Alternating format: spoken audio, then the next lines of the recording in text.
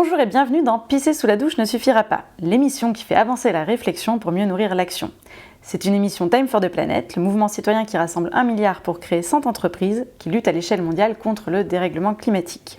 On choisit volontairement d'interviewer des gens avec des points de vue bien variés, avec lesquels on n'est pas toujours d'accord d'ailleurs. Aujourd'hui, notre grande question du jour avec Cédric Ringenbach, c'est comment faire en sorte que la sensibilisation sur le climat soit un moteur pour l'action. C'est parti, alors chez Time on aime bien se tutoyer, est-ce que ça te va ? Ça me va, très bien. Super. Alors avant d'égrener ton CV, on a une question un peu personnelle, mais bon, comme c'est le slogan de Time for the Planet, on la tente quand même. Cédric, est-ce que tu fais pipi sous la douche pour sauver la planète ? Alors je fais pipi sous la douche, mais alors j'avais jamais imaginé que ça puisse sauver la planète. Bah, c'est bien, tu fais une bonne action sans le savoir du coup. Ok, donc maintenant qu'on connaît ce détail assez original sur toi, une petite présentation plus formelle s'impose. Donc tu es ingénieur de formation. Tu as ensuite dirigé le Shift Project de 2010 à 2016. Alors pour ceux qui connaissent pas... J'ai eu une vie avant. Hein. Tu as eu une vie avant ? Ouais, Tu nous en parleras tout à l'heure. Pour ceux qui ne connaissent pas le Shift Project, c'est un think tank. Qu'est-ce que ça veut dire ? Ça veut dire que c'est un groupe de réflexion.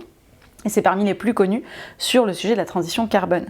Tu enseignes les problématiques énergie et climat dans de nombreuses grandes écoles, je crois HEC, Sciences Po, Centrale par exemple. Et en 2015, tu as créé l'association La Fresque du Climat.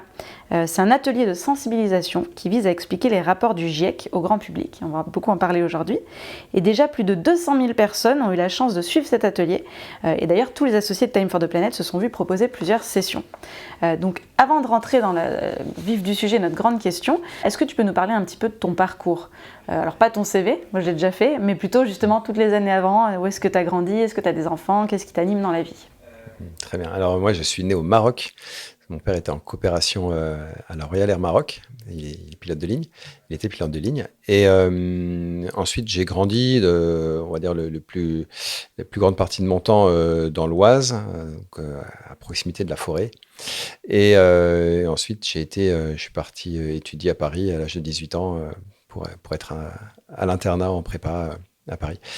J'ai beaucoup bossé j'ai plusieurs vies différentes dans ma carrière professionnelle.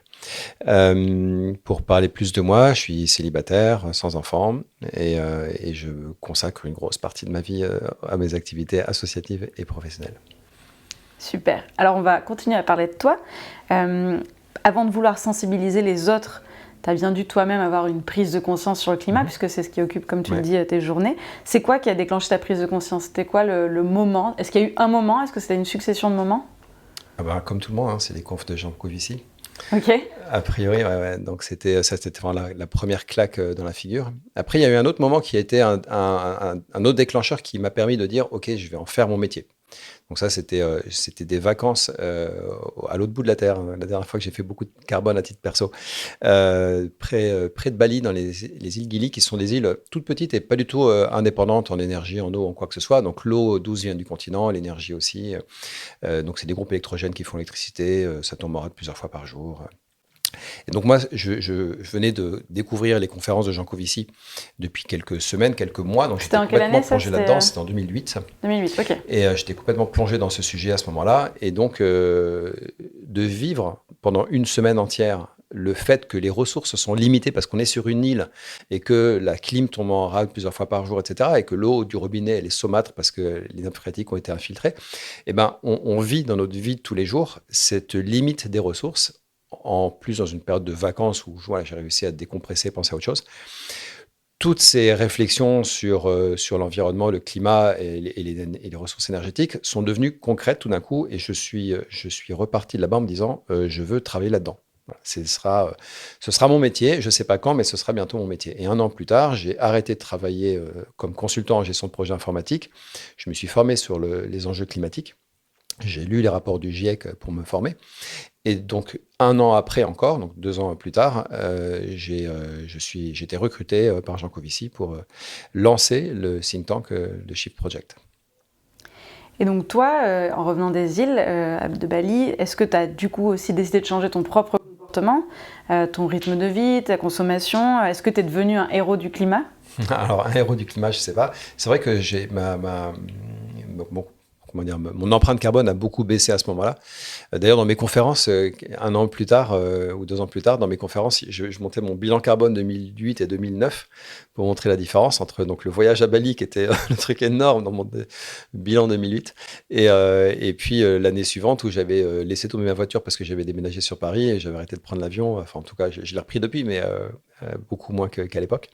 Et donc, ouais, c'est sûr qu'il y a des choses que j'ai changées dans ma vie. J'ai beaucoup ralenti la consommation de viande. Et puis, en fait, aujourd'hui, j'espère définitivement arrêter de prendre l'avion. Disons que si jamais je devais à nouveau prendre l'avion, ce serait pour des raisons climatiques très sérieuses, comme peut-être aller à Rio pour le sommet de la Terre dans 1 an.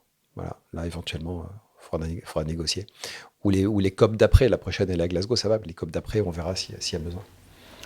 Alors Cédric, tu as l'air d'être très sympathique, tu dois avoir beaucoup d'amis. Merci. Comment tu fais quand tu discutes avec ton entourage? Parce que moi, par exemple, quand je discute avec mes copains, si je leur dis ou j'explique ce que Jean Covici explique, c'est hyper anxiogène et ça ne crée pas forcément des bonnes soirées. Comment tu fais dans ton entourage? Est-ce que tu n'en parles pas? Est-ce que tu en parles vachement? Quels mots tu choisis? Comment tu fais? Bon, alors, le problème, c'est que ça fait 10 ans que je travaille là-dedans, donc mon entourage, c'est devenu, par la force des choses, beaucoup des gens qui sont déjà sensibilisés, donc c'est facile. Maintenant, il y a toujours des occasions où c'est des personnes qui sont pas sur ces sujets-là. Il y a quand même très souvent des réactions positives de gens qui n'y connaissent rien, qui sont pas du tout impliqués, qui s'en foutent et qui l'assument à la limite, mais qui disent « Ah là, c'est bien... » C'est bien qu'il y ait des gens comme toi qui s'en occupent parce que moi, franchement. Et ça m'énerve. Ça m'énerve énormément quand on me dit ça. Ah, ça m'énerve énormément. Il y a rien, je crois qu'il n'y a rien de plus qui m'énerve. Il n'y a rien qui m'énerve plus que ça de dire en fait, moi, je m'en fous et c'est bien que tu le fasses parce que moi, je ne vais pas m'en occuper. Donc, là, ça j'aime pas trop. Après, en fait, non, mais j'ai beaucoup appris en fait, à discuter avec les gens qui sont très loin de mes idées. Donc, je fais attention d'essayer de mettre à leur place, de comprendre. Je prends ça comme un jeu maintenant. C'est un exercice. En fait, je m'en fiche. Il faut que je me dise, bon, cette personne-là, elle n'est pas convaincue, je m'en fiche. On va s'amuser, on va rigoler, on va faire des échanges, je vais la challenger un petit peu, et puis si je la fais pas bouger, c'est pas grave. Et tu arrives à comprendre pourquoi il y a des gens qui ont l'impression que ça ne les concerne pas, alors qu'ils ont entendu ce que tu leur dis, Ouais. Pourquoi ils peuvent encore se dire que ça ne les concerne pas? C'est que c'est des trop mauvaises nouvelles, donc le cerveau réagit de manière, c'est presque une question de survie. En fait, il réagit en disant non, je veux pas voir ça, je me fais un gros blocage. Et donc je pense même que ça a été documenté par les psychologues ou les neurosciences. Et c'est une réaction normale, quasiment instinctive et de survie. Donc voilà, comment on réagit par rapport à ça? Comment on se comporte du coup en face? Quelquefois, c'est totalement impossible, c'est que c'est pas le bon moment. Il faut peut-être attendre, et puis il y aura un autre moment où cette personne sera en mesure d'évoluer dans sa position, et c'est à ce moment-là qu'il faudra lui parler avec les bons mots aussi. Il faut que ça résonne. C'est une question d'être aligné sur ses valeurs, sur ce qui compte pour elle, etc. Et du coup, est-ce que tu utilises les émotions? Est-ce que tu penses que dans la sensibilisation, les émotions, elles ont leur place? Est-ce que, par exemple, utiliser la peur, la colère, est-ce que ça met en action? Est-ce que ça marche? Alors, tout ne marche pas toujours, ça dépend des gens, mais oui, clairement, les émotions, ça marche, il n'y a même que ça qui marche. Et paradoxalement, la fresque est très intellectuelle. La première partie de la fresque du climat, on prend des cartes, on les positionne sur un grand papier et on doit réfléchir aux liens de cause à effet, donc c'est très intellectuel. Il y a des infos au dos des cartes, on les regarde et on fait le travail en équipe. Ça, c'est très intellectuel. Après, il y a une phase de créativité qui, justement, permet une phase plus d'expression des émotions, justement. Le dessin, on a compris après coup que ça permettait aux participants d'exprimer des choses. Ils vont dessiner une terre qui pleure, qui brûle. Donc, c'est des choses, quelquefois, assez noires qui ressortent à ce moment-là. Et c'est une façon d'exprimer des émotions et des sentiments. Et puis, au moment du débriefing, on commence très souvent par un tour des émotions. Et chacun exprime en un mot ce qu'il a pensé, ce qu'elle a pensé. Et donc, on ouvre un espace pour qu'on puisse exprimer des choses qui sont de l'ordre du ressenti. On essaye, ça ne marche pas toujours, mais on essaye d'ouvrir cet espace-là. Et après, est-ce que la colère, est-ce que la peur, ça marche? Ça peut marcher, ça peut aussi créer l'effet inverse. Voilà, donc c'est très compliqué, ça dépend des gens, il faut le manier, il faut manier tout ça avec précaution. Et tu arrives à anticiper, à savoir pour chaque personne maintenant, à force d'en avoir sensibilisé des centaines, tu arrives à savoir sur quel tableau jouer ou à chaque fois c'est aléatoire et il faut discuter. Pas si facile que ça, ouais. J'ai pas de recette. Tu n'arrives pas à miracle. savoir si avec les femmes ou les hommes ou les jeunes ou les vieux, et s'il y a une recette qui marche mieux à chaque fois, non? Non, j'avoue que sur ce plan-là, c'est un peu à l'instinct. Quelquefois, je vais être dans la provoque, quelquefois sur un autre registre. Non, C'est pas simple. Pas vrai. On tente des trucs, puis quelquefois on vise juste, et puis quelquefois on se plante. À la Convention du climat, à la Convention citoyenne sur le climat, il y avait des climato-sceptiques. J'imagine que dans les ateliers dont on parlera tout à l'heure, tu as quelquefois des climato-sceptiques aussi. Remarque, je ne suis pas sûre qu'ils s'inscrivent, mais ça doit arriver. C'est quoi les catégories de climato-sceptiques? Il y a des gens vraiment qui pensent que c'est un complot, il y a des gens qui... C'est quoi ce que tu rencontres? Comment on peut encore être climato-sceptique aujourd'hui? Alors, bon, je pense qu'il y en a de moins en moins, mais il y a eu plusieurs générations de climato-sceptiques qui étaient les premiers qui disaient il n'y a pas de réchauffement climatique. Et donc, ils essayaient de montrer des chiffres qui disaient qu'il n'y a pas de réchauffement. Donc ça marche plus, parce que voilà, ça devient trop évident qu'il y a un réchauffement climatique. Ensuite, ils ont commencé à dire oui, bien sûr, il y a un réchauffement climatique, mais bon, le climat, il a toujours changé, donc c'est pas la faute de l'homme, c'est naturel. Voilà, donc il y a des causes naturelles. Bon, ça peut peut-être encore marcher auprès de certaines personnes, mais là-dessus, les rapports scientifiques sont assez clairs. En fait, s'il n'y avait pas les activités humaines, le climat se serait légèrement refroidi sur les dernières décennies. Donc voilà, ça non plus, ça ne marche pas. Et donc, il y a maintenant une troisième génération de climato-sceptiques qui arrivent et qui disent « Non, mais ok, oui, c'est vrai, c'est l'homme, mais arrêtez de nous dire que c'est grave. Franchement, il va faire plus chaud, c'est cool. Il y aura des conséquences positives, des conséquences négatives, ça va changer et tout va bien. Voilà, et on va s'adapter. » Donc là, c'est ce qu'ils appellent d'ailleurs les climato-réalistes, pour éviter le terme climato-sceptique. Mais c'est une erreur. C'est une erreur de la même façon que les autres. Ce qui est rigolo, c'est que c'est toute cette génération, ces trois générations de climato-sceptiques qui sont exactement... Ça correspond aux trois messages principaux du GIEC, enfin dans le groupe 1 du GIEC qui travaille sur les connaissances scientifiques. Le premier message, c'est il y a un réchauffement climatique. Deuxièmement, il est dû à l'homme. Et troisièmement, si on continue comme ça va vraiment être très, très grave. Et donc, c'est ces trois messages-là qui ont été un peu remis en cause les uns après les autres par les climato-sceptiques. Est-ce qu'il y a un quatrième message qu'ils vont ensuite remettre en cause? C'est quoi la prochaine génération de climato-sceptiques? Non, je vois pas le troisième message, mais... D'accord. Alors, on va faire avancer notre grande question sur la sensibilisation. Maintenant qu'on a parlé de toi, on va parler vraiment de la fresque du climat. Ouais. Donc déjà, comment ça t'est venu cette idée de créer la fresque du climat? Et pour ceux qui ne connaîtraient pas encore, qu'est-ce que c'est? Alors ça m'est venu en 2015, quand je donnais des cours. Donc, comme je te disais, j'ai eu une grosse prise de conscience en 2008 et je me suis formé en 2009. Et donc, j'ai commencé très vite à donner des cours sur le climat, des conférences. Et donc, en 2015, je passais une journée avec 5 personnes de mon entourage qui voulaient apprendre le changement climatique. Et j'ai testé un format d'atelier pour qu'il y ait une petite partie de la journée qui soit interactive. Ils avaient des feuilles de papier qui représentaient des composantes du changement climatique, des graphiques en fait du GIEC en général, et ils devaient trouver les liens qui existaient entre ces notions et ces graphiques. Et puis je leur ai donné ça, ils ont fait l'exercice, j'ai écouté les gens discuter et travailler, et je me suis dit ça marche bien là. Ce qui se passe dans leur tête, je me suis même reconnu moi en train de comprendre les enjeux climatiques à travers cet exercice. Et donc j'ai décidé ce jour-là que j'allais utiliser cet atelier assez régulièrement. Mais donc je l'ai utilisé en effet à chaque fois que je donnais un cours. Et puis je l'ai amélioré de jour en jour. Et à la fin, on avait quelque chose qui est devenu très autoporteur. Donc le principe, c'est ça, c'est de remettre des cartes. Aujourd'hui, il y en a 42 cartes précisément qu'il faut remettre dans l'ordre des causes et des effets. À plusieurs, c'est important d'être à plusieurs parce qu'on hésite, on se trompe, on se corrige, on lit le verso des cartes, on le relit, on n'a pas bien compris, etc. Donc l'intelligence collective apporte énormément sur le côté pédagogique. Ensuite, il y a une phase créative où on va dessiner, faire des dessins sur la fresque, on scotche toutes les cartes et puis on redessine au feutre tous les liens entre les cartes et on donne un titre. Donc le titre aussi, c'est quelque chose d'important dans l'expression des sentiments, parce que pour certaines équipes, ça va être la première fois qu'ils vont mettre des mots sur ce qu'ils ressentent. Ils ont été très très dans l'intellect au début, et puis là, on leur dit, faut choisir un titre, et les premières idées de titre, c'est très noir. On va tous mourir. Voilà, on va tous mourir, c'est la cata, etc. La destruction de l'homme par l'homme, enfin voilà. Et donc ça, cette phase, elle est très importante. Et puis, il y a une dernière phase qui est, OK, maintenant qu'on a compris ça, qu'est-ce qu'on fait? Et pendant 1 heure, on discute des solutions. Donc, ça part dans tous les sens, chacun a ses idées.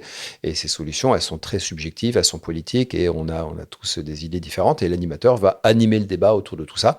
Alors, au bout d'1 heure, on n'a pas sauvé le monde, on n'a pas trouvé la solution, mais au moins, on s'est mis en mouvement et on s'est dit, oui, OK, il y a des raisons d'espérer qu'on peut faire quelque chose, et on repart avec l'envie d'agir. Ok, donc de manière très pratico-pratique, si moi, Colline, je décide que je veux suivre une fresque du climat, je vais où? Ça prend combien de temps? Est-ce que je suis toute seule? Est-ce que je ramène mes copains? Est-ce qu'il y a quelqu'un qui va m'aider? Est-ce qu'il y a un animateur? Est-ce que c'est en ligne? Comment ça se passe? Alors, déjà, tu peux aller sur le site internet de la fresque du climat, donc c'est fresqueduclimat.org, et tu vas pouvoir t'inscrire à un atelier, soit en ligne, soit en présentiel, dans une... Non, c'est payant. Enfin, il y a des ateliers gratuits aussi qui sont mis en ligne, il y en a d'autres qui sont payants. D'accord. Et tu peux t'inscrire comme ça. Après, tu peux aussi te former à l'animation pour animer toi-même. Donc là aussi, sur le site de l'association. C'est ce que tu appelles devenir fresqueur, c'est ça? Devenir fresqueur, ouais, ou fresqueuse. Et donc, tu pourras devenir fresqueuse, et ensuite, tu achètes des cartes ou tu les imprimes, parce qu'on peut les télécharger. Et puis, tu vas animer avec tes amis à la maison, n'importe où.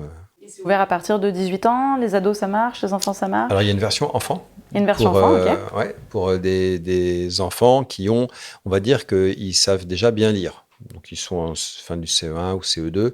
Ils ne sont pas en train de déchiffrer quand ils lisent. Et après, ça va jusqu'à la 5e, 4e, par là. Et puis, pour la fin du collège ou le lycée, on utilise la version adulte. On enlève quelques cartes parce que sinon, c'est compliqué. Et on part là-dessus. Donc, il y a vraiment tous les âges. D'accord. Alors, comme ta gentillesse de nous recevoir, on t'a apporté un petit cadeau. C'est pas vraiment un cadeau, mais bon, on se dit, on verra. C'est un clin d'œil. Je te l'offre et tu vas me dire ce que c'est. Tu vas le montrer à la caméra, puis tu vas nous dire si tu vois pourquoi je t'offre ça. Qu'est-ce que c'est que ça? Euromillion, My Million. C'est un ticket Euromillion. Est-ce que tu vois pourquoi je t'offre ça? Je pense que je sais pourquoi tu m'offres ça. C'est parce que l'objectif de la fresque, c'est de toucher 1 million de participants. Exactement. Voilà. Bon, accessoirement, là, tu pourrais cocher des cases et tu pourras peut-être gagner un peu je vais d'argent. peut-être gagner quelque chose, ouais. Mais en attendant, effectivement, c'était pour te faire réagir. Ton objectif, il est chiffré. C'est un objectif ambitieux. C'est 1 million de personnes. C'est 1 million de personnes en France? Dans le monde. Dans le monde. Quand on sera à 1 million, ce sera 95% minimum en France. Mais c'est 1 million dans l'absolu. Ouais. Et donc là, tu en as formé 200 000. Donc tu as pas mal avancé quand même. Donc tu penses l'atteindre quand, cet objectif du million? Plus tard, dans 1 an, parce que c'est exponentiel. Donc en fait, 200 000, on ne va pas se dire qu'on est à 1/5 du chemin. On est plutôt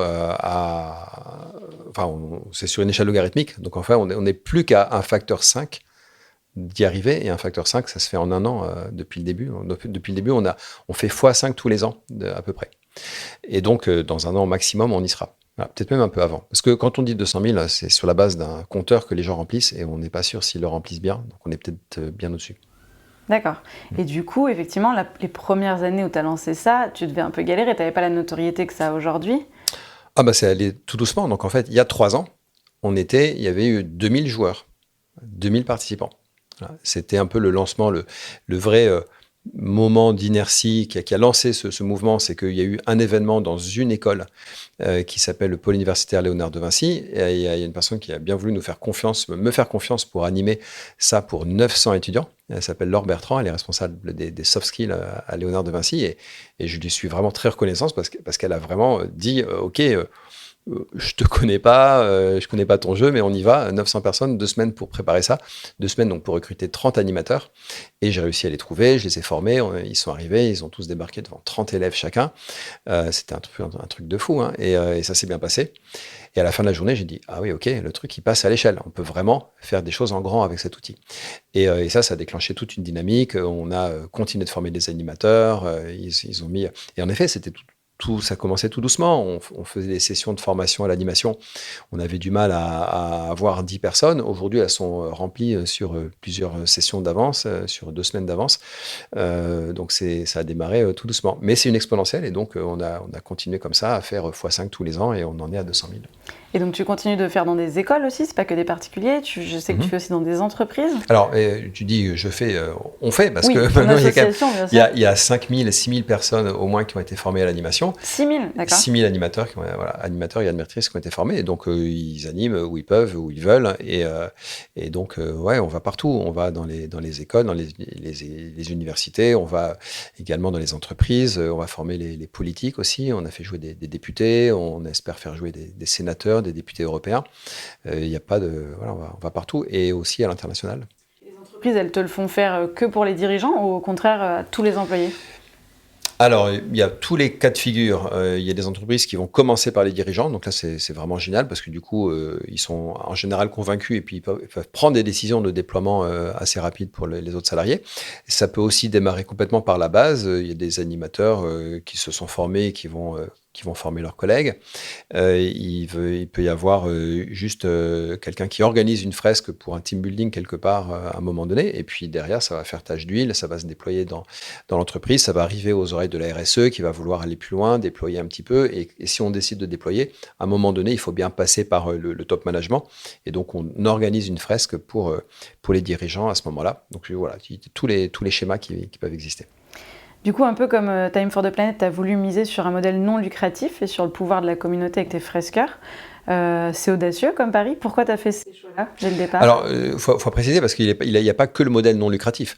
Si des gens utilisent la fresque dans un contexte complètement gratuit, c'est du bénévolat, les participants n'ont pas payé, là, il n'y a pas de droit d'utilisation. Et en effet, c'est très ouvert, c'est une licence qui est très ouverte. Il n'y a pas de droit d'utilisation et ils vont pouvoir l'utiliser. On peut télécharger les cartes pour les imprimer soi-même. Voilà.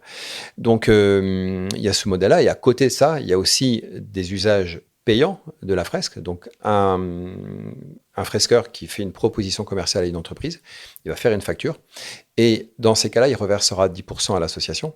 Et puis, une entreprise qui utilise la fresque en interne va reverser 3 € par participant à l'association également. Voilà. Donc, il y a aussi un usage payant et du coup, de l'argent qui va dans les caisses de l'association qui a été créée pour diffuser la fresque et former les animateurs et les animatrices. Le métier de l'asso, c'est ça. C'est diffuser et former les fresqueurs et les fresqueuses.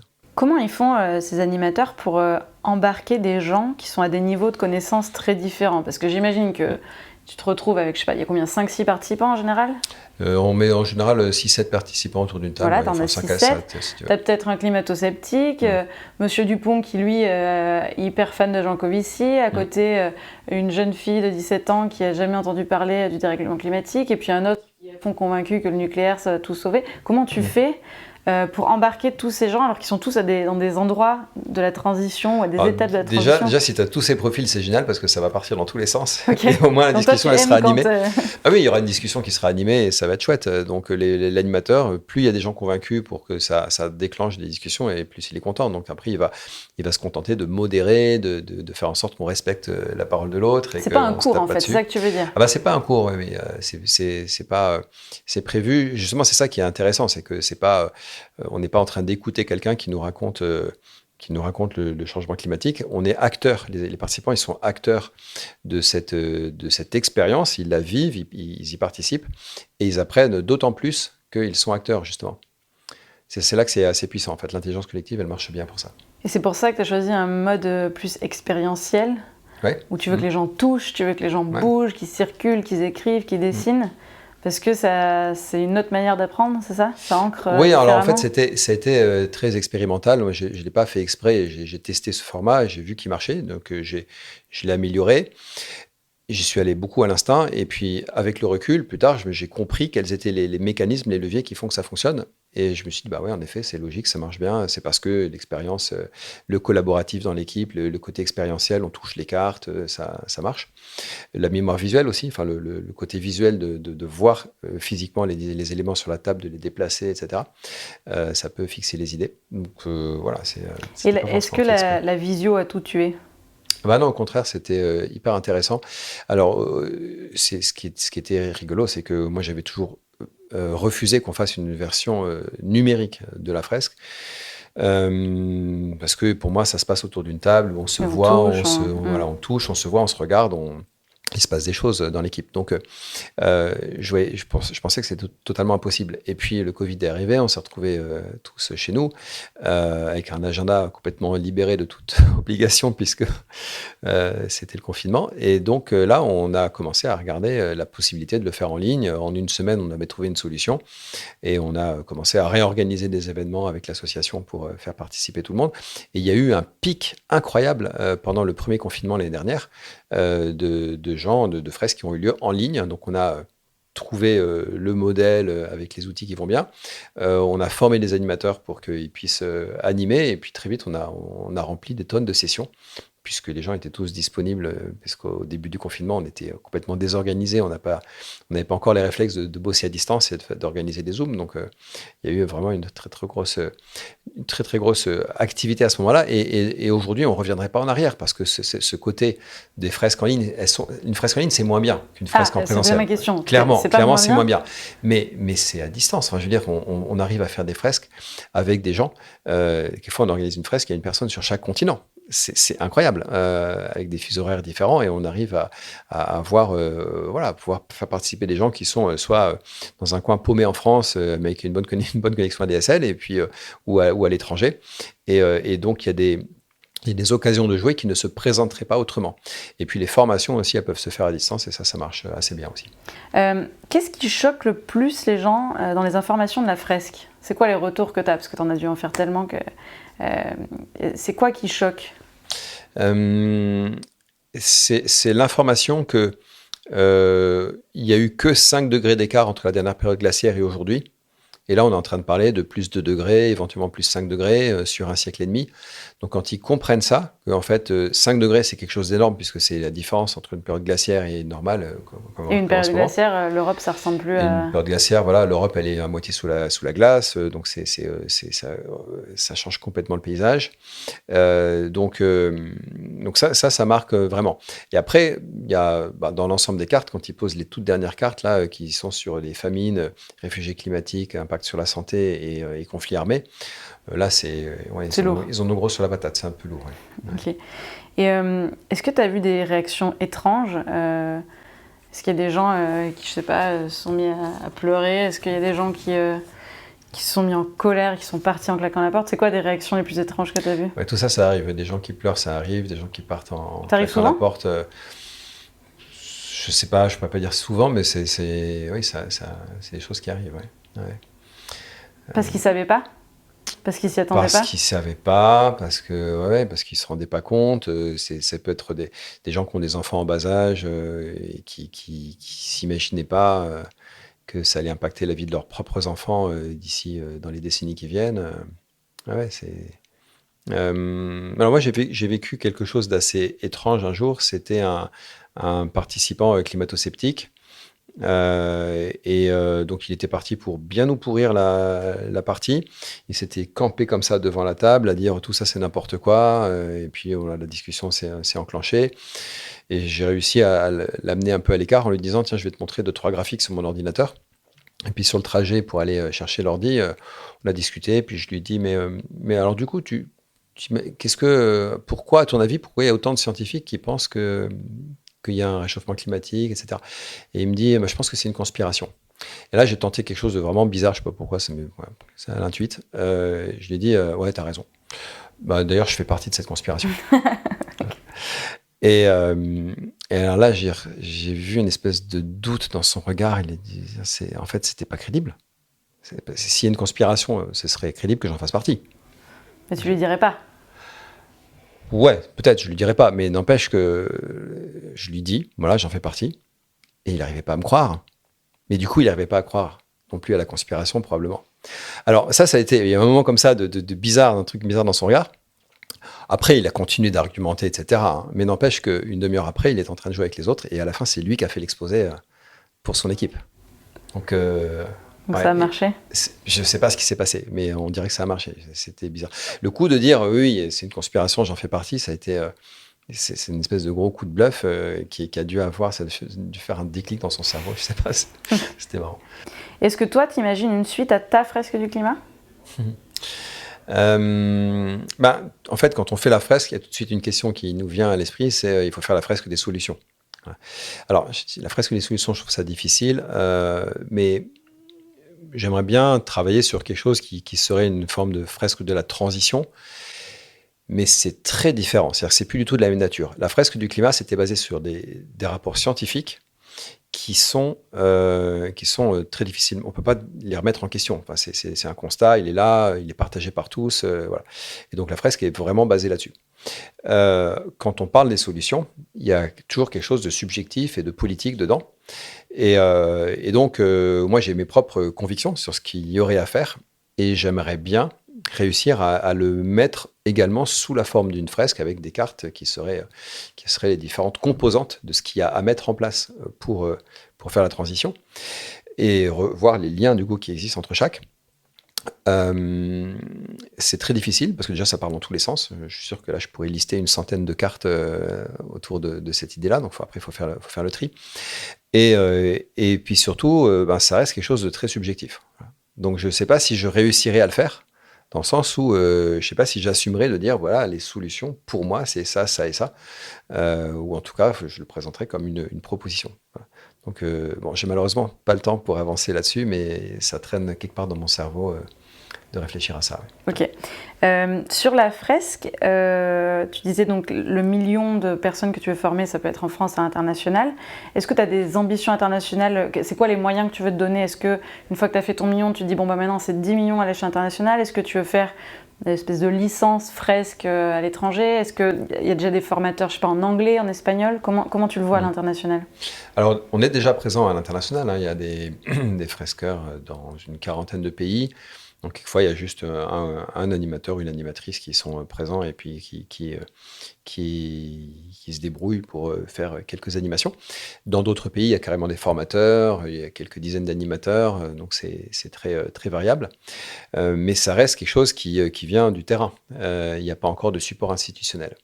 Et donc, l'ambition de la fresque, c'est de trouver un support institutionnel déjà en France. Alors, on est en contact avec certains ministères, on commence à échanger. Il y a plutôt beaucoup de sympathie pour le produit et pour le projet. Le but, c'est de consolider ces supports institutionnels d'ici la prochaine COP qui a lieu à Glasgow. Donc, on va être présent, si tout se passe bien, pour se faire connaître. Et l'enjeu à Glasgow, c'est d'être présenté à des représentants d'autres pays, des ministres, des diplomates, que sais-je, et qui, dans le but de leur dire, écoutez, voilà, nous, en 4 ans, on est passé de 1 millier de personnes qui ont joué à 1 million, où on est en train d'y arriver. Et chez vous, si vous voulez, on peut faire la même chose, mais donc on part de 0 et on arrive à 1 million, mais en 2 ans. Pourquoi? Parce que nous, en 4 ans, on a construit énormément de choses. On a construit des façons de faire, des outils pédagogiques, des outils techniques pour gérer tout ça. On a construit le parcours du fresqueur, un label pour les entreprises, et ça a mis du temps. Et tout ce temps qu'on a passé, on peut le mutualiser, on peut profiter de toutes ces avancées pour aller beaucoup plus vite dans ces pays. Et en fait, là où il y a un vrai lobbying à faire aujourd'hui, c'est sur la formation des politiques, de ceux qui prennent les décisions. Les politiques, les décideurs économiques, il faut qu'ils aient les connaissances sur ce sujet. Et aujourd'hui, on est très très loin du compte. Il y a un niveau de connaissance chez n'importe quel décideur qui est le même que monsieur tout le monde, en fait. Il n'y a pas du tout la bonne prise de conscience et surtout les bonnes compétences là-dessus. Donc là, il y a vraiment des choses à faire et c'est vrai que c'est un lobbying qu'on essaye de mener et qu'on veut pousser en France et à la COP également. Et c'est long. Pour l'instant, ça n'avance pas. Il y a un vrai enjeu là-dessus. Et justement, ces hommes politiques, ces ministres, ces députés, quand tu leur fais la fresque du climat, ils réagissent comme les Français? Ah oui, ils ont les mêmes réactions. Ils se disent, oui, j'avais déjà entendu parler du climat, mais je ne savais pas que c'était aussi grave que ça. Et la réaction de beaucoup de participants, c'est mais pourquoi on ne nous a pas dit ça plus tôt? Et les responsables politiques ou les patrons d'entreprise, ils disent un peu la même chose, quoi. Pourquoi on ne nous a pas dit ça plus tôt? Ok. Est-ce que tu vois des gens plus réceptifs que d'autres? Est-ce que, je sais pas, les femmes, les hommes, est-ce qu'il y a des gens qui sont plus au pouvoir, qui ont plus d'argent, qui prennent plus l'avion? Est-ce que tu vois des gens qui sont plus sensibles ou en fait pas du tout? Je ne vois pas des écarts qui soient flagrants. J'ai l'impression que peut-être les femmes sont plus réceptives que les hommes, que là où on va avoir le plus de blocage, c'est sur des gens qui qui gagnent bien leur vie, prennent beaucoup l'avion, sont vraiment voilà, on a une grosse empreinte carbone et des gens qui ont un bon niveau de vie. Voilà, il y aura peut-être un peu plus de difficultés à basculer dans la prise de conscience. Mais c'est pas flagrant non plus. Hein. C'est pas, il y a pas Il n'y a pas les vieux qui disent non et les jeunes qui disent... Non, même ça, même sur l'âge, ça doit jouer un petit peu. Mais après, il y a des études en cours qui sont faites sur la fresque et sur son impact auprès du public. Peut-être qu'on aura plus de visibilité quand ça va sortir. Ouais, des chercheurs avec Montpellier Business School qui ont travaillé là-dessus, qui sont en train de travailler là-dessus. Donc peut-être qu'ils vont me démentir et qu'ils vont trouver des profils types. Mais moi, j'ai pas de portrait robot de la personne qui est réfractaire ou du portrait robot de la personne qui rentre bien dans le jeu. Parfait. Alors on passe à un petit moment improvisation de notre interview, c'est un petit jeu. Ouais. Alors celui-là de jeu, je l'ai appelé J'y crois pas. Ouais. Donc je vais te lire une dizaine de propositions, tu dois simplement me répondre par j'y crois ou j'y crois pas. Si tu y tiens, tu peux rajouter quelques mots, mais c'est pas normalement le principe du jeu. Alors on va commencer par le très facile, le dérèglement climatique. T'y crois ou t'y crois pas? Oui, j'y crois, ouais. Ok. Les ovnis. Les ovnis, ce sont des objets volants non identifiés, donc ça existe, il y a des objets volants qu'on n'a pas su identifier. Mais je ne crois pas aux extraterrestres.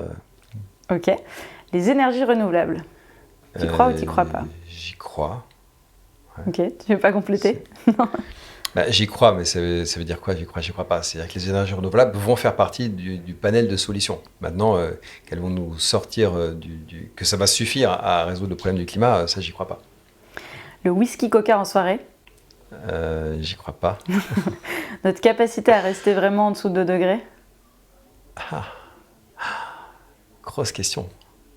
Je crois que c'est possible. T'y crois? Donc je dis pas que c'est ce qui va se passer. Je non, crois qu'on est tu capable. crois que c'est possible. Je dis que c'est possible. Ouais. Ok. Les chaussons charentaises en hiver. Les chaussons charentaises en hiver. J'y crois. Ok. Les engagements de l'Union européenne pour le climat. J'y crois pas. Ok. La tarte à la praline. Je dis ça parce qu'on vient de Lyon alors. J'y crois. Ok. Les procès climatiques et leur efficacité. Ouais, j'y crois. T'y crois? La coupe de cheveux de Donald Trump. J'y crois pas. C'est possible. Le pouvoir des citoyens. J'y crois. Que le seuil d'emballement du climat est déjà dépassé. J'ai pas les éléments scientifiques, je crois pas. J'y crois pas. Tu crois pas?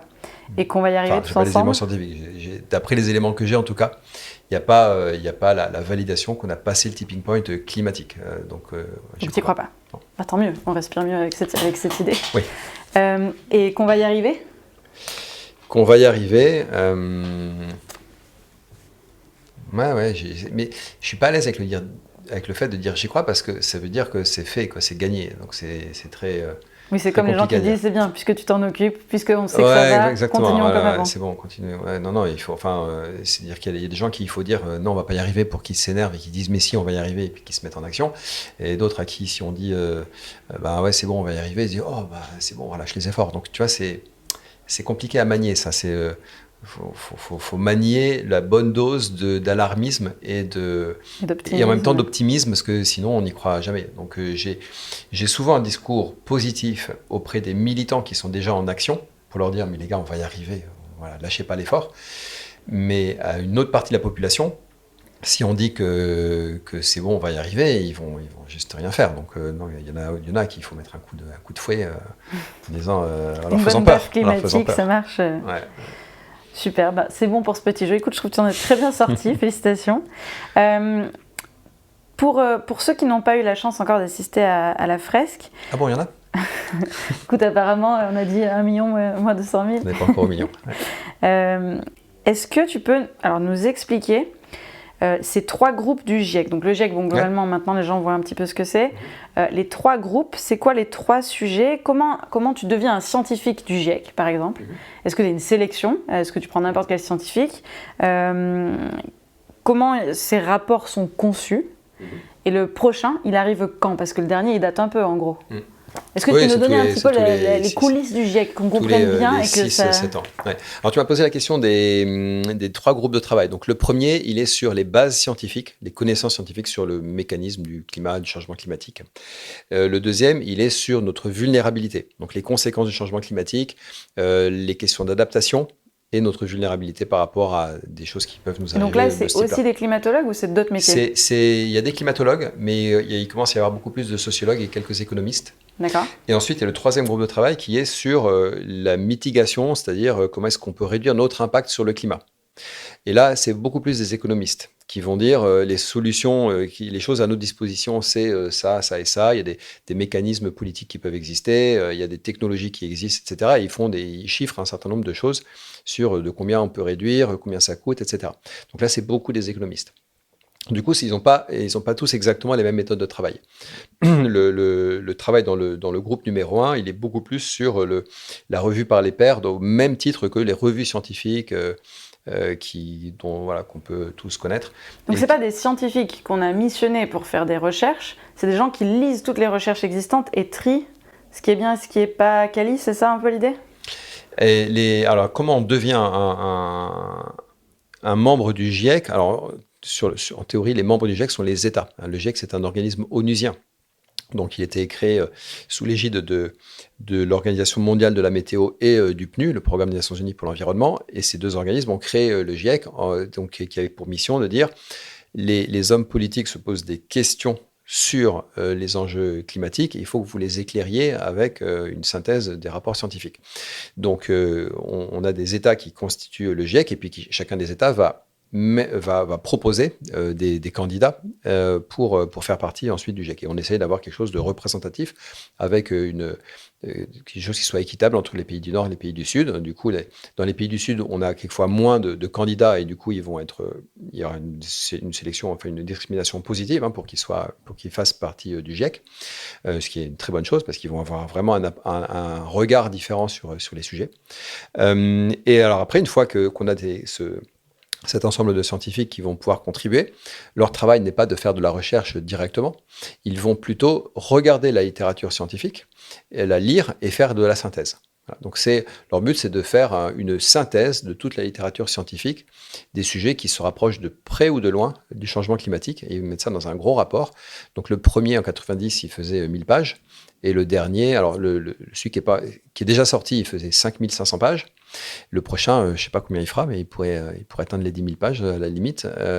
C'est des très, très gros rapports, et ils sortent tous les 6-7 ans. Et donc le prochain sort? Alors, il commence à sortir cet été. Le groupe numéro 1 devrait délivrer son rapport dans le courant de l'été, vers le mois d'août. Et le dernier, un an plus tard. Donc 2022, il y aura les 3 groupes et la synthèse qui sortira fin 2022. En plus des 3 groupes, c'est ça? Et il y a aussi une synthèse. Donc la synthèse, c'est pas un groupe de travail, c'est l'ensemble des groupes qui rédigent une synthèse. Et pour les gens qui n'ont pas 10 000 pages, le temps pour lire 10 000 pages, ils font la fresque. Excellente réponse. Non, alors il y a plusieurs niveaux de résumé. Donc, si tu veux, tu as les 5500 pages du dernier rapport qui sont à peu près gros comme ça. Ensuite, il y a les résumés techniques de chacun de l'ensemble des 3 groupes qui sont comme ça. Donc, chacun des résumés techniques, c'est 150 pages à peu près. Ça, c'est accessible pour madame Oui. Dupont, c'est un peu technique.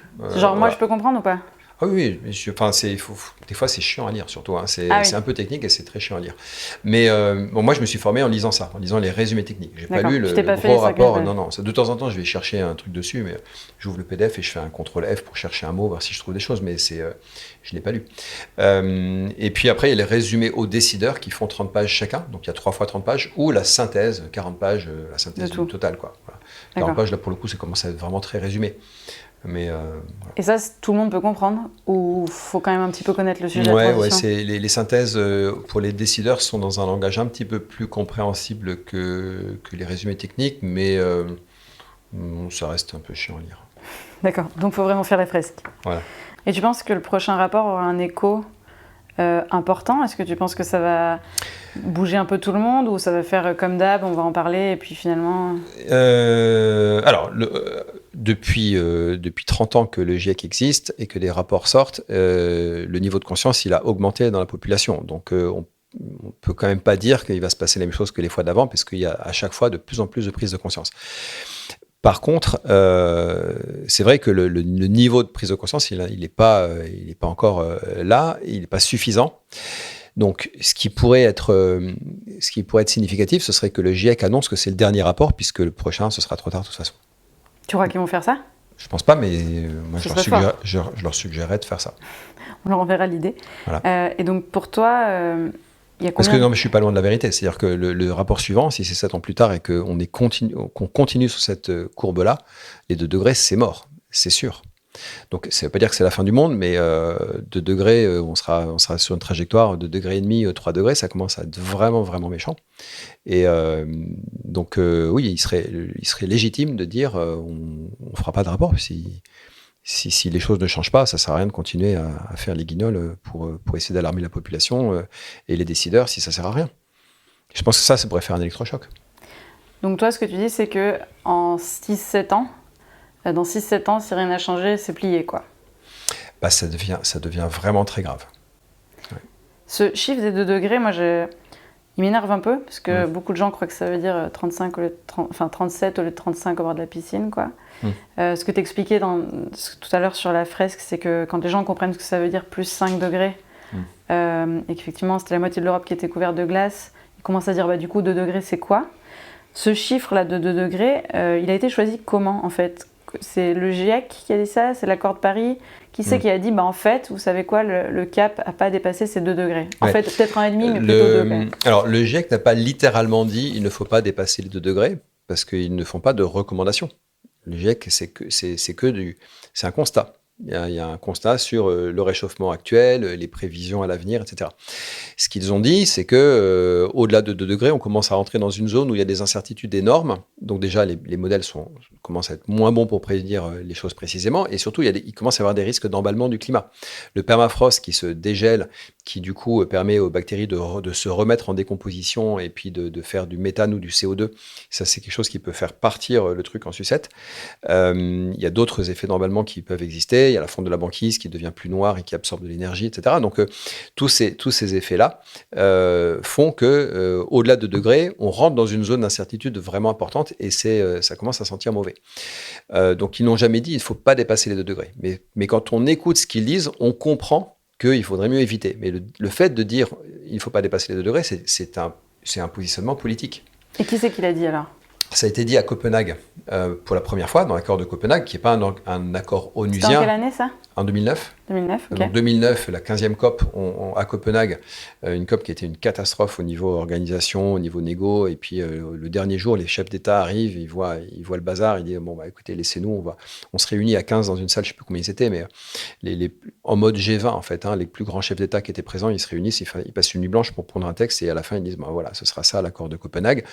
Ça a été très mal perçu par les ONG qui étaient pas présentes à ce moment-là et qui ont vu quelque chose, ils ont estimé que c'était pas suffisant parce qu'il y avait des attentes très fortes en fait et ça répondait pas aux attentes. En effet, donc Copenhague était un accord qui était en fait un pas en avant mais pas suffisant, mais dans lequel on a écrit pour la première fois 2 degrés.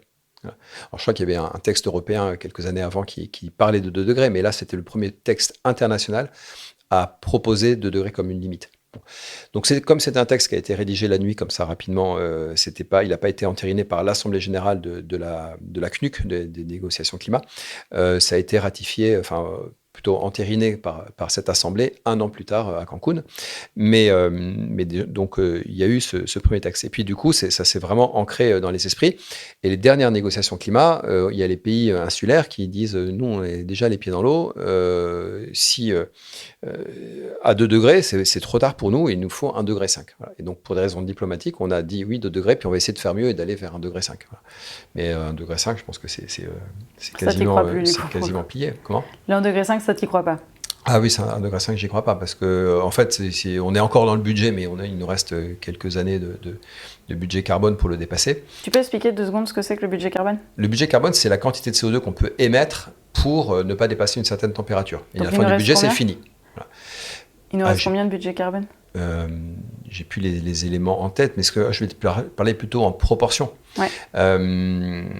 On était, il y a quelques années, on était aux 2 tiers du budget carbone pour les 2 degrés. Et c'était déjà il y a quelques années, donc je pense qu'on est je ne vais pas dire de bêtises, mais l'ordre de grandeur, c'est qu'il reste plus que moins d'un quart du budget carbone pour les 2 degrés. Et c'est là où Donc tu dis les 6-7 ans, quoi.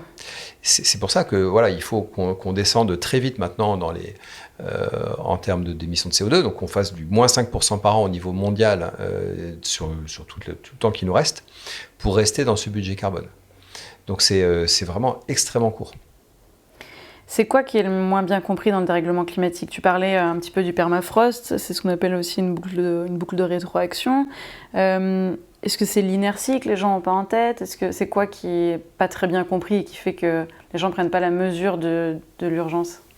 C'est les ordres de grandeur sur les notions de temps, en fait. C'est l'inertie du changement climatique et le fait qu'il va falloir aller très très vite pour réduire les émissions de CO2. On ne se rend pas compte de ce que veut dire faire moins 5% par an tous les ans. C'est quelque chose de énorme. Enfin, on a une petite illustration avec le Covid. L'ordre de grandeur des réductions de CO2, alors je ne sais plus le chiffre exact, mais enfin, c'est autour de 5%. C'est peut-être 7, je ne sais pas, mais c'est cet ordre de grandeur-là. Alors, c'est quelque chose de subi, donc c'est pas géré. Mais n'empêche qu'on a vu ce que représentent les conséquences du Covid sur l'économie et les conséquences du Covid, c'est que les émissions ont baissé autant. Donc, si on doit faire des choses qui sont du même ordre, c'est-à-dire qui sont subies, ça se passe pas bien. Donc, on va essayer de pas faire ça. On va essayer de faire des choses qui sont beaucoup plus gérées. Mais il n'empêche que le niveau d'effort, il est un peu à la même hauteur, quoi. C'est des choses qui sont très difficile à atteindre. Donc, et il faut faire ça tous les ans. C'est moins 5% de tous plus. Les ans. Ah oui, c'est-à-dire qu'on fait moins 5% l'année prochaine et après on fera encore moins 5%. Mais c'est moins 5% de moins 5%. Alors que, bah oui, tu pars de 100, 95 et puis etc. Et donc, je pense que c'est ça que les gens ont du mal à comprendre. Et donc d'ailleurs, ça fait partie des infos qu'il faut donner en plus de la fresque, parce que c'est pas écrit dans la fresque elle-même. À la fin, il faut dire, OK, on doit réduire de combien, et on donne ce genre de chiffres. Et ça, ils n'ont pas forcément les notions, en effet. Il y a un autre truc que moi j'ai découvert récemment, c'est la notion de couplage-découplage avec le PIB. C'est une des thèses fortes d'ailleurs du Shift Project que tu as dirigé. Est-ce que tu peux nous faire un peu de pédagogie là-dessus? Ça veut dire quoi le découplage PIB-émissions? Alors le découplage, ce serait l'idée qu'on pourrait avoir un PIB qui continue d'augmenter avec des émissions qui diminuent dans le même temps. Ça, t'y crois ou t'y crois pas? Alors ça, j'y crois pas. Okay. Alors, en fait, je sais pas. Ça dépend de ce qu'on met dans le PIB, en vrai. Parce que le PIB, dans un monde qui décide de rester sous les 2 degrés, je ne sais pas si le PIB va augmenter ou baisser, à vrai dire. Mais dans tous les cas, il faut qu'il englobe des choses qui sont très différentes d'aujourd'hui. Là où il y a des vrais découplages, c'est entre le PIB lui-même et le véritable service rendu par l'économie. Je te donne un exemple. On a tous un téléphone portable. La question est de savoir si on a un téléphone portable qui dure 1 an et du coup on en change tous les ans, ou on a un téléphone portable qui dure 3 ans. Donc le service rendu par l'économie, il est le même. J'ai un téléphone portable, à l'instant T, j'en ai un. Voilà. S'il dure 3 ans, le service rendu, il est le même, mais l'impact sur le PIB, il est 3 fois... Enfin, l'impact sur les émissions de CO2, il est pas le même, parce que si j'achète un téléphone tous les 3 ans au lieu de tous les ans, je fais 3 fois moins d'émissions de CO2 dans ce secteur économique-là. Là, on a un véritable découplage. Maintenant, l'unique question à se poser, c'est de savoir si je vais louer mon téléphone tous les ans, tous les mois, et du coup, celui qui me le propose, il gagne la même quantité d'argent qu'autrefois, auquel cas le PIB il est le même. Ou est-ce que j'ai fait en sorte que des téléphones qui durent 3 ans se mettent à exister et j'achète ces téléphones-là. Du coup, le monde des gens qui vendent des téléphones va faire moins de chiffre d'affaires. La réalité sera quelque part entre les deux. Donc dans un cas, on a maintenu le même PIB en divisant même par 3. Donc c'est très important. On a divisé par 3 les émissions de CO2 juste en multipliant la durée de vie par 3 d'un produit. Là, on a un vrai découplage à jouer. Et alors ensuite, du coup, donc c'est un découplage entre les émissions de CO2 et le service rendu par l'économie. Le PIB, il est entre les deux. Et le PIB, je ne sais pas s'il augmentera ou s'il baissera. En fait. Et en fait, on s'en fiche. C'est pas la question. Il sera peut-être plus élevé, il sera peut-être moins élevé. Peu importe. Ce qui est important, c'est que tout le monde ait un boulot, que tout le monde puisse vivre, et tout le monde ait un pouvoir d'achat et qu'on puisse s'en sortir. Il faut aussi beaucoup travailler sur les inégalités au passage, parce que sinon ce sera difficile. Et voilà, le vrai découplage, il est là. Donc le PIB, il est un peu hors sujet. Le découplage à obtenir, c'est celui entre le service rendu par l'économie et les émissions de CO2. Et tout ce qui est augmentation de la durée de vie des produits, partage d'un produit à plusieurs, c'est des choses qui permettent des découplages énormes, qui peuvent être un facteur 2, facteur 3, facteur 10 dans certains cas. Alors que jouer sur la décarbonation du mix énergétique, on gagne des pouillèmes de pourcents tous les ans. Jouer sur l'efficacité énergétique, on gagne du 1 à 2% par an depuis des décennies. Donc on ne fera jamais des miracles sur ces termes-là. La technologie ne nous sauvera pas. Ce qui peut nous sauver, c'est des innovations de type je partage une machine à laver avec mes voisins, je partage une voiture avec mes copains, je fais durer les produits 2, 3, 4 fois plus longtemps. Ça, là-dessus, il y a vraiment des choses à jouer. C'est l'économie du service ou de la fonctionnalité. Oui, on change le rapport à l'économie, on change le business model. Et les entreprises qui veulent survivre vont vendre un usage au lieu de vendre un produit. Et là, elles ont une chance de s'en sortir. Voilà. Top. On avance un tout petit peu sur notre grande question du jour, donc le passage à l'action suite à la sensibilisation. C'est quoi les plus belles actions qui ont découlé de la part des gens qui ont assisté à tes fresques ? Moi, j'ai vu quelque chose d'assez impressionnant. On a fait jouer le conseil d'administration d'un réseau de transporteurs routiers. Et le président, à l'issue de ça, a fait un communiqué de presse auprès de ses membres, enfin un communiqué plutôt auprès de ses membres, pas forcément un communiqué de presse, qui disait jusqu'ici, on s'est plutôt opposé aux réglementations, aux changements de réglementation qui nous impactaient. À l'avenir, il faut qu'on soit moteur, il faut qu'on soit acteur de ces changements. En fait, ils ont compris un truc, c'est que si on change les règles du jeu, on les change pour tout le monde en même temps, pour tous les acteurs, et donc on va s'adapter. Donc certes, le service rendu va coûter plus cher, mais vu qu'il sera plus cher chez les voisins aussi, c'est bon, on est sur des conditions de jeu économique où tout le monde peut se tirer son épingle du jeu. Et il n'y a pas de problème avec un changement des règles du jeu. Et en fait, ils ont compris qu'il fallait même être acteur de ces changements de règles du jeu, prendre de l'avance sur les concurrents et ensuite essayer de s'en sortir mieux que les autres. Et c'est un vrai basculement intellectuel. Et c'est vrai que c'est les sujets qu'on avait évoqués ensemble pendant le débrief de la fresque qu'on a fait avec eux. Et là, ça a porté ses fruits. Et puis, c'était manifeste à travers ce communiqué. J'étais vraiment impressionné. Est-ce qu'on a passé ce fameux cap, comment dire en anglais, tipping point dont on parle dans les révolutions, dans les changements de mentalité pour que la société bascule entièrement et se mette en mouvement? Est-ce qu'on a atteint ce fameux pourcentage? Le social tipping point, le point de bascule sociétal, non, je ne pense pas qu'on l'ait passé, mais j'espère qu'on est en train de s'en rapprocher à grands pas parce qu'il est temps. Tu penses qu'il y a combien de pourcents de Français, par exemple? Il faudrait qu'il y ait combien de pourcents de Français qui aient compris le truc pour que ça... J'ai beaucoup de mal à dire des chiffres comme ça, parce que ça veut dire quoi être conscient? Ça veut dire quoi avoir compris? Il y a des niveaux, c'est graduel en fait. Donc il faudrait arriver à donner à pouvoir quantifier des choses qui sont elles-mêmes très délimitées. Voilà, dire j'ai compris, ça veut dire quoi? On pourra compter les gens qui ont fait la fresque, mais ça c'est que un indicateur, c'est pas suffisant. Tous ceux qui ont fait la fresque n'ont pas tous compris. Une bonne partie, mais pas tous. Donc ça, je sais pas. Ce que je sens juste, c'est que les choses sont en train de s'accélérer et qu'il va y avoir, je pense, des effets en cascade. De même qu'il y a des effets d'emballement du changement climatique, je pense qu'il va y avoir des effets d'emballement de la transition parce que en fait, on est dans un système qui est un peu verrouillé dans tous les sens et donc on a l'impression qu'on peut rien faire parce que c'est bloqué. Voilà. C'est bloqué, il y a des choses qui sont bloquées, qui sont elles-mêmes sont bloquées par d'autres choses. Et donc, les uns et les autres, on travaille sur un élément. Donc avec la fresque, on est sur un élément qui est la prise de conscience. C'est un gros verrou, mais c'est un verrou parmi d'autres.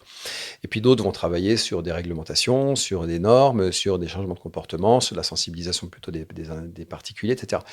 Et donc, on a l'impression qu'on n'arrivera jamais à déverrouiller notre truc parce qu'il est lui-même bloqué par d'autres verrous. À part que ces trucs-là, d'autres personnes sont en train de s'en occuper. Et donc, à un moment donné, il y aura suffisamment de déverrouillage pour permettre des réactions en cascade. Moi, c'est ce à quoi je crois.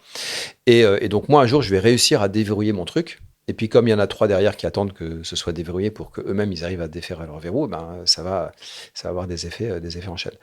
Donc, je pense que c'est une question d'années, si ce n'est de mois, pour qu'il y ait vraiment une accélération des choses. Ouais. Est-ce qu'un des verrous dont tu parles, c'est pas notre cerveau, c'est-à-dire notre nature à aspirer à toujours consommer plus? On entend beaucoup ça, que en fait, notre cerveau il n'est pas capable d'accepter plus de sobriété, de frugalité, et que en fait, malgré toutes les fresques du climat et toutes les sensibilisations qu'on peut faire, est-ce que notre cerveau, notre propre nature d'être humain qui aspire toujours vers plus de progrès, c'est pas un frein à l'action et qui fait que ce serait un verrou insurmontable? Alors, je ne crois pas qu'il soit insurmontable, mais c'est très important d'être conscient de ce verrou. C'est vrai que le cerveau n'est pas fait pour appréhender ces questions-là. Pour sauver le climat, il va falloir un certain nombre de choses, dont de la sobriété. Il va falloir accepter de très légèrement dégrader notre niveau de vie à certains égards.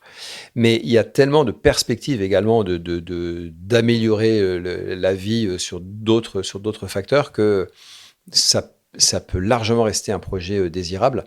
Donc, voilà, il y a un gros effort d'imagination à faire pour imaginer un monde dans lequel on réussit à faire baisser les émissions et on arrive quand même à trouver des choses sympas à vivre avec les gens qu'on aime. Mais oui, il faut être conscient de ces limites du cerveau pour ne pas sous-estimer l'ampleur du projet qu'on a devant nous. C'est quoi la part du changement qui peut être adressé par les individus à leur échelle? Parce que y a plein de gens qui disent oui, moi je fais des trucs, la Chine elle continue à émettre, ça change rien. Pour tous ceux qui voudraient passer à l'action dans leur quotidien, est-ce qu'ils peuvent vraiment avoir un impact? Et c'est quoi les choses les plus faciles à faire, enfin pas les plus faciles, mais qui ont le plus d'impact dans leur vie de tous les jours? Comment les individus peuvent passer à l'action eux concrètement? Alors la bonne nouvelle, c'est qu'il y a un certain nombre de choses que les particuliers peuvent faire eux-mêmes. Donc, par exemple, changer de régime alimentaire, c'est très facile et ça se situe vraiment du côté du comportement des consommateurs. Donc, manger moins de viande. Donc, je dis pas qu'il faut tous devenir végétariens, hein, mais on peut déjà réduire la consommation de viande, donc notamment le bœuf, l'agneau, qui sont dans le haut des émissions. En dessous, il y a le porc. Ensuite, il y a les volailles. Donc, on peut déjà se dire qu'on mange beaucoup moins de bœuf, et puis quand ça arrive, c'est la fête. C'est pas tous les jours, mais c'est pour fêter quelque chose. Donc ça, c'est vraiment à la main des consommateurs. Et on parle de l'alimentation, hein, c'est un quart des émissions mondiales. Donc on peut jouer sur une grosse partie de ce un quart des émissions mondiales. Il y a aussi le gâchis alimentaire qui rentre là-dedans. Sur ce un quart, il y a un tiers qui est gâché. Donc si on réduisait ça par deux, sans aucun effort, enfin c'est juste une question d'organisation, hein, il n'y a pas spécialement d'effort à faire. Déjà, on est sur un sixième de un quart, c'est donc pas négligeable, quoi. Et c'est sans douleur. Ensuite, il y a beaucoup de changements de comportement au niveau des déplacements qui sont assez faciles à faire, plus ou moins faciles suivant les gens, mais se dire qu'on va moins prendre l'avion, qu'on va un peu plus se poser la question avant de prendre l'avion ou la voiture. Il y a des leviers assez importants à ce niveau-là. Et puis après, c'est de moins consommer de produits, d'essayer de faire durer les produits, d'en consommer moins. Donc ça, c'est jouable. Alors maintenant, ta question, c'était aussi... c'est quoi la part de changement qui peut vraiment être adressée par les individus par rapport au reste qui est systémique? On doit être... y a une étude de Carbone 4 là-dessus. Hein, je vois pas... j'ai plus les chiffres précis en tête, mais de mémoire, c'était un quart pour des gens qui font des efforts. Et puis les efforts un peu surhumains, on arrive à 40%. Je ne suis même pas sûr de mes chiffres. Si, je crois que c'est ça. Si tu es un héros absolu du climat, tu peux... Un héros absolu du climat, tu es sur 40%. Ouais. Alors ça peut sembler décourageant parce qu'on se dit, mais on va jamais y arriver. Ben oui, mais à part qu'il n'y a pas que les individus qui peuvent jouer dans l'équation. Hein. Ce qui est intéressant, c'est d'aller au maximum de ce qu'on peut faire et puis de voir sur quoi on bute. Et qu'est-ce qui nous empêche d'aller plus loin. En fait, après, il y a des choses qui ne vont pas dépendre de nous, et qui vont être, oui, mais on ne me propose pas tel produit décarboné. Et donc, il faut mettre la pression sur les industriels pour que ça arrive. Donc, ça va être soit des normes, des normes, un prix du carbone, ou des législations ou des interdictions de certains produits qui vont permettre d'y arriver. Soit c'est la pression des consommateurs. Je pense que ça ne sera pas suffisant, mais ça peut être un ensemble des deux. Donc, il y a des changements de règles du jeu qui doivent arriver, qui passent par le politique et qui doivent ensuite s'appliquer aux entreprises et aux particuliers. Et là, on va pouvoir progressivement y aller. Donc, les chiffres qui sont donnés par Carbone 4, c'est à l'instant T aujourd'hui, avec certains scénarios, des hypothèses qui ont été prises, mais le monde change, il évolue, et donc on va glisser progressivement vers des choses qui vont permettre de réduire. C'est-à-dire on refera cette photo dans 5 ans, dans 10 ans, les chiffres ne seront pas les mêmes et on dira à nouveau qu'on peut encore réduire par rapport à quelque chose qui a, j'espère, déjà réduit un petit peu. Et donc, voilà, le contexte va changer, ce contexte va faire qu'on pourra aller un peu plus loin dans les réductions qu'on peut faire. Génial. Alors maintenant qu'on a un peu fait le tour de la grande question, si tu devais répondre en 2 phrases seulement, comment on fait en sorte que la sensibilisation au climat soit un moteur pour l'action ? Alors, la sensibilisation au climat, c'est un moteur pour l'action. Donc, il faut faire de la sensibilisation au climat. Je pense que c'est surtout comme ça qu'il faut poser la question. C'est clairement un levier important et il faut beaucoup insister sur l'importance de ce levier. On ne l'a pas suffisamment fait jusqu'ici et moi, l'explication que je donnerai, c'est la suivante. C'est que quand on s'intéresse aux questions de climat, on passe de l'état d'ignare à l'état de relativement bon connaisseur. Et une fois qu'on a compris l'enjeu, on a l'impression que c'est devenu une évidence pour nous et on a l'impression que c'est une évidence pour tout le monde. Et du coup, on ne mesure pas tout l'effort qui va rester à faire pour aller chercher le reste de la population, les 99% qui restent et qui n'ont toujours pas compris, aller les chercher et leur expliquer ce que nous, on a appris là, dans les dernières semaines ou les derniers mois. Et moi, j'ai vécu ça. Quand j'ai commencé à me former sur le climat, je faisais mes toutes premières conférences sur les enjeux climatiques et j'étais là en train de faire mon exposé et je leur dis voilà, les émissions de CO2 aujourd'hui, enfin la concentration en CO2 aujourd'hui elle est de 390 ppm, ça a augmenté depuis. Et au moment où je prononce ces mots, je me dis mais je leur dis ça, mais en fait ils le savent, c'est évident, tout le monde sait ça. Et puis après, j'ai réalisé, mais t'es bête. Il y a 6 mois, tu ne le savais pas toi-même. Donc, et les gens, ils ne savaient même pas ce que c'était des ppm. Donc, en fait, non, bien sûr que non, ils ne le savent pas. Mais je l'ai vécu. C'est-à-dire que, concrètement, en donnant un cours un jour, en donnant une conférence, je me suis surpris à penser que ce que j'étais en train de dire, forcément, ils le savaient déjà. Mais c'est fou, quoi. Et je pense qu'on souffre tous de ça. Tous ceux qui connaissent le sujet depuis longtemps, ils ont ce biais qui est que maintenant qu'ils savent, ils pensent que c'est un acquis pour tout le monde et ils veulent tout de suite aller sur les solutions. Et oui, mais en fait, là, les gars, il va falloir qu'on prenne un peu de temps. On met tout sur pause au niveau des solutions. On va mettre sur pause, il y a du travail à faire. Mais c'est important de commencer vraiment par aller chercher l'ensemble de la population qui n'a pas encore pris conscience. Et tous ensemble, on va chercher des solutions. Parce que ça se trouve, les autres, ils auront d'autres idées que les nôtres. Et c'est peut-être les leurs qui seront les meilleures. Donc voilà, c'est vraiment la priorité. C'est de faire cette sensibilisation pour qu'il se passe enfin des choses vers la transition. Et puis très vite, on va se mettre à bosser sur les solutions, mais ça ira mieux quand on sera plus nombreux. Alors justement, dernière petite question. Denis, je crois, a eu la chance de te présenter Time for the Planet. Est-ce que pour toi, ça fait partie des solutions intéressantes ? Ah oui, parce que le financement des solutions, ça va être un levier énorme. Il y a déjà de définancer, je sais pas le bon mot, de sortir les financements de tout ce qui est fossile, tout ce qui est pollue énormément. Et il faut aussi flécher de l'argent vers les solutions. Donc, et en plus, c'est quelque chose qui se tourne vers le grand public qui va pouvoir investir de l'argent directement. Donc, ça fait clairement partie des solutions. C'est pédagogique, c'est-à-dire qu'on va présenter des projets, en parler, expliquer pourquoi ils ont un impact. Et ensuite, ça mobilise des gens dans leur épargne. Donc, c'est quelque chose qui les touche de très près. Donc, ça va sensibiliser tous ceux qui vont donner de l'argent. Et puis, en fait, il n'y aura pas de transition sans des très gros financements. Donc, c'est une des solutions pour financer. Et ça va venir des particuliers qui décident d'y aller. Donc, très bien. Alors, ça ne sera pas suffisant. C'est comme tous les projets. Ça sera très loin d'être suffisant. Il n'y a aucun projet qui tout seul va sauver le monde. Mais c'est clairement du côté des solutions qu'il faut pousser. Génial. Eh bien, cher Cédric, merci. Pour conclure, on a un petit rituel. Voici notre livre d'or, qui a été fait par notre communauté. Et on demande à toutes les personnalités d'y écrire un petit mot d'encouragement pour Time for the Planet. Donc, on te laisse sortir ta plus belle plume. Merci. Et puis, à la fin, tu nous le liras. Et puis, merci beaucoup pour cette rencontre. Merci à toi. Merci, Colline. Merci pour ce moment d'échange très sympathique et bravo pour le projet de Time for the Planet. On a besoin de l'énergie de tous pour y arriver. La Fresque du climat pour sensibiliser, Time for the Planet pour financer les solutions et tous les citoyens pour basculer dans la transition. On ne lâche rien.